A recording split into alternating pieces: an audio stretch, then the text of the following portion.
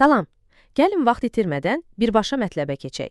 Bugünkü izahlı təqdimatımızda filosof William Lane Craig'in olduqca maraqlı və bir o qədər də mübahisəli bir arqumentini tərəfsiz şəkildə təhlil edəcəyik. Craig iddia edir ki, ateistik dünya görüşü, yəni Allahın varlığını inkar edən bir baxış bucağı, insan həyatını yekun əhəmiyyətindən və mənasından tamamilə məhrum edir. Bugün sadəcə quru bir fəlsəfi fərziyyədən yox, bizim həyatı, mənanı, əxlaqı necə dərk etdiyimizdən danışacağıq. Bəs doğrudanmı inancı olmadan həyat absurdlaşır? Gəlin bu mürəkkəb mövzunu birlikdə sadələşdirək və görək filosof bizə nə demək istəyir. Bugün nələrdən bəhs edəcəyimizə qısaca baxaq. Birinci, kosmik yetim anlayışı. İkinci, yekun məna. Üçüncü, obyektiv dəyərlər. Dördüncü, məqsədsiz kainat. Beşinci, iki mərtəbəli kainat dilemması və nəhayət altıncı, nəcib yalanlar. Yol xəritəmiz hazırdır. Gəlin başlayaq. Birinci hissə, kosmik yetim və qaçılmaz son. Təsəvvür edin, antropoloq Lauren Eiseley bizi necə adlandırır? Kosmik yetimlər. Çox təsirli metaforadır, elə deyilmi? Mənbəmiz göstərir ki, bəşəriyyət dinin və inancların zəncirlərini qırıb atdıqdan sonra özünü təkcə böyük bir azadlığın içində tapmadı.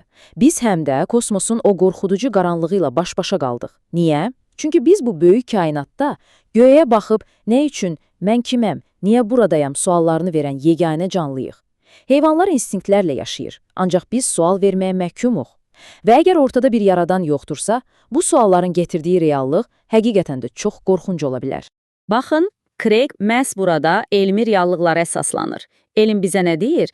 Kainatımız durmadan genişlənir, enerjisi tükənir, soyuyur və yavaş-yavaş ölür.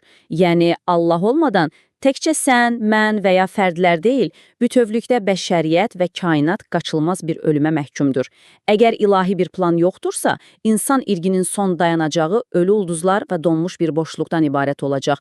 Bu sadəcə bir ehtimal deyil, dostlar. Bu, qaçılması mümkün olmayan yekun bir sondur. İkinci hissə, yekun məna, yəni mənanın tamamilə itirilməsi. Bəs bütün bu qaçılmaz son nəyə gətirib çıxarır? Craig'in əsas iddiası budur ki, əgər ölümsüzlük və yaradan yoxdursa, insan həyatı üç fundamental sütununu itirir. Bunlar yekun məna, obyektiv dəyər və yekun məqsəddir. Düşünün, bu üç sütun olmadan insanın etdiyi heç nəyin, istər ən böyük elmi kəşflər olsun, istərsə də insanların bir-biri üçün etdiyi böyük fədakarlıqlar, kainatın sonraki taleyinə qətiyyən heç bir təsiri qalmır. Mənbəmizdə bu fikri tam anlamaq üçün çox vizual bir elmi fantastik nümunə var. Təsəvvürünüzdə canlandırın. Uçsuz-bucaqsız fəzada, kimsəsiz, bomboş bir qaya parçasının üzərində tək-tənha, tamamilə təcrid olunmuş bir astronavt var. Və bu astronavtın əlində iki kiçik şüşə var. Birində onu bu ümidsizlikdən qurtaracaq zəhər, digərində isə əbədi həyat verəcək ölümsüzlük iksiri. Astronavt bu qədər təkliyə və mənasızlığa dözə bilmir, intihar etmək istəyir və zəhəri içir. Amma bir də görür ki, şok səhvən zəhər əvəzinə ölümsüzlük iksirini içib. Craig bu təsirli hekayə ilə bizə deyir ki, əbədi yaşamaq özlüyündə həyata qətiyyən məna qatmır, əgər Allah yoxdursa, əbədi həyat sadəcə bitmək bilməyən bir absurdluqla, sonsuz bir mənasızlıqla lənətlənmək deməkdir. Üçüncü hissə, obyektiv dəyərlərin yoxluğu. Dostoyevskinin o çox məşhur, yəqin ki çoxunuzun eşitdiyi sözünü xatırlayırsınız. Əgər ölümsüzlük yoxdursa, o zaman hər şey icazəlidir. Baxın, Craig məhz buna əsas götürür.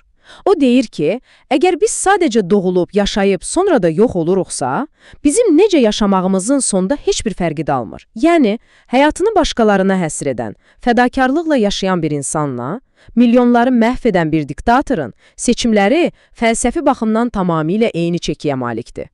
Axı son dayanacaq hamısı üçün sadəcə qəbirdir.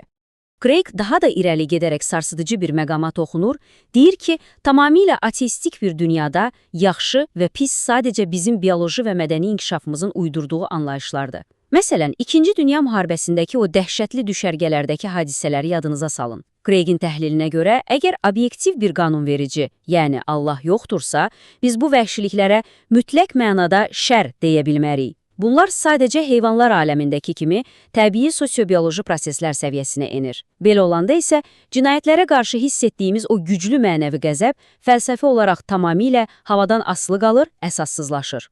Gəldik dördüncü hissəyə. Kainatın və insanın məqsədsizliyi. H.G. Wells'in o məşhur Zaman Maşını əsərini oxumusunuz? Müəllif bu hissədə bizi o əsərdəki qorxunc gələcəyə aparır. Əsərdə gələcəyə gedən qəhrəman necə bir mənzərə görür? Ölən qırmızı günəşin ətrafında fırlanan, səssiz, kimsəsiz, buz kimi bir qaya parçası. Nə bir insan səsi, nə bir sevinc, nə də bir məqsəd qalıb. Bununla demək istənilər ki, bəşəriyyət xüsusi bir planın nəticəsi deyil, biz sadəcə vaxtın, maddənin və kör təsadüflərin bir yan məhsuluyuq. Ali heç bir məqsəd yoxdur. 5-ci hissə, 2 mərtəbəli kainat dilemması. Görək bu nə deməkdir? Bütün bu dediklərimiz bizi Francis Schaeffer'in məşhur 2 mərtəbəli kainat modelinə gətirib çıxarır. 2 mərtəbəli bir ev təsəvvür edin. Schaeffer deyir ki, ateistlər alt mərtəbədə, yəni mənanın, Allahın və məqsədin olmadığı sonlu bir reallıqda yaşayırlar. Amma insan psixologiyası belə qaranlıq, belə buz kimi bir yerdə necə sağ qala bilər?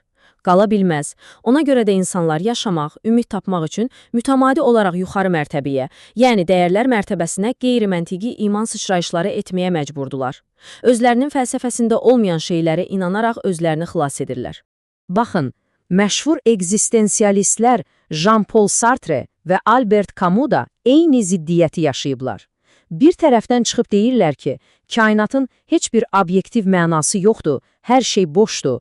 Amma digər tərəfdən gedib bəşəri sevgi, sülh və ya marksizm kimi subyektiv ideyalar uydurur və ona bütün gücləri ilə inanırlar. Craig'a görə bu böyük bir paradoksdur. Çünki sən nəzəri olaraq hər şeyin mənasız olduğunu deyib, praktiki olaraq mənalı və insani dəyərlərlə yaşaya bilməzsən. Bu, öz fəlsəfənə xəyanət etməkdir. Və nəhayət 6-cı və sonuncu hissəmiz nəcib yalanlarla yaşamaq. Bəs onda cəmiyyət necə ayaqda qalır? Professor Eldiru burada çox fərqli bir termin ortaya atır. Nəcib yalan. Professor deyir ki, reallıqda kainatın mənası olmasa da, cəmiyyətin məhv olmaması üçün biz bu böyük yalana qəsdən inanmalıyıq. Yəni cəmiyyət olaraq biz fırıldaq işlədirik. İnsanları egoist olmaqdan çəkindirmək və hamının birgə harmoniyada yaşaması üçün mənəvi dəyərlərin mövcud olduğuna özümüzü inandırırıq. Bu yalan bizi vəhşi heyvanlar kimi bir-birimizi parçalamaqdan xilas edir. Amma burada böyük bir amma var dostlar. Təsəvvür edin ki, başınız ağrıyır və kimsə sizə ağrı kesici adıyla adi bir şəkər tozu verir. Yalan olduğunu bilmədiyiniz üçün bəlkə də başınızın ağrısı keçəcək. Bu plasebo effektidir. Amma əgər bilsəniz ki, o sadəcə şəkərdir, təsir edərmi? Əlbəttə yox. Mənbəmiz də tam olaraq bunu deyir. İnsanlar dəyərlərin, əxlaqın sadəcə cəmiyyətin uydurduğu, beynimizin yaratdığı bir illüziya, bir nəcib yalan olduğunu dərk etdiyi an, o yalan öz təskinlik vermə gücünü dərhal itirir. Craig bütün bu ağır təhlilini məşhur Alman filosofu Nietzsche'nin Dəli Adam hekayəsi ilə yekunlaşdırır. Dəli adam günəşin ortasında əlində çıraq çıxır bazara və qışqırır. Allah ölüdür və onu biz öldürmüşük. Nietzsche bununla əslində insanlığa şok edici bir xəbərdarlıq edirdi. O deyirdi ki, siz hələ etdiyiniz qətlin, yəni Allahı inkar etməyin, kainatdakı bütün mənşəyi və obyektiv dəyərlərin necə kökündən dağıtdığını tam anlaya bilməmisiniz. Qarşıdan gələn qaçılmaz bir nihilizm qasırğası var və biz buna hazır deyilik. Və təqdimatımızı Nietzsche'nin mətndəki o insanı sarsıdan son sualı ilə bitiririk. Biz, qatillərin qatili özümüzə necə təskinlik tapacağıq? Mənbəmizin irəli sürdüyü əsas nəticədə elə budur. Əgər kainat yalnız maddə və təsadüfdən ibarətdirsə, fəlsəfi olaraq insanlar özlərinə heç vaxt obyektiv, həqiqi bir təskinlik tapa bilməyəcəklər. Çünki yalan üzərində qurulan təskinlik daimi ola bilməz.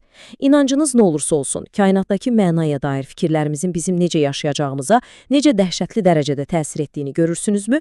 Bəs sizcə, insanlıq bu qaranlıq, buz kimi boşluqda özünə o həqiqi təskinliyinə vaxta tapa biləcək? Bu barədə mütləq düşünün. Növbəti izahlı təqdimatlarımızda görüşənədək.